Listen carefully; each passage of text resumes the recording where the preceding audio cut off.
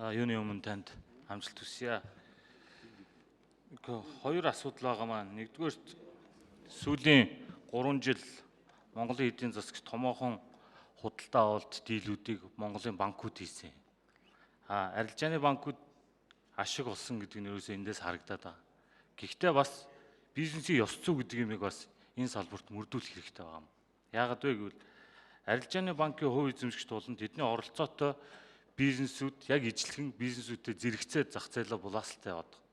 Гэтэл энэ нөгөө нэг дэлхийн жишг болсон бизнесийн ёс зүй болсон зарчим алдагдаад тэднэрт одоо янз бүрийн худалдаа авалт том төслийн санхүүжилтэнд өөрсдөө оролцоотой компаниудаа давуу эрх олгоод байгаа.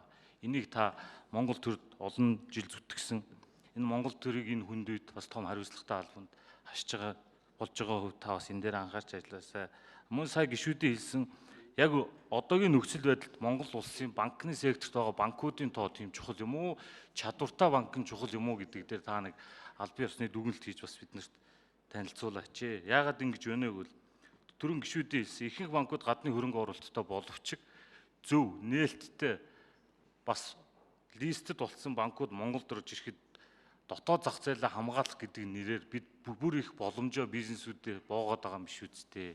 Энэ дээр бид нэгцэн ойлголттой болохгүй бол том төсөлд ярахаар гадны банк хэрэгтэй болчдөг. Яг оруулаад ирэх болохоор дотоодын банк нь чадвартай гэдэг болчдөг. Яг чадвартай мүү гэхээр засгийн газар болон засгийн газрын баталгаатай зээл бондыг гадаад зах зээл дээр ялгаагүй гаргацдаг.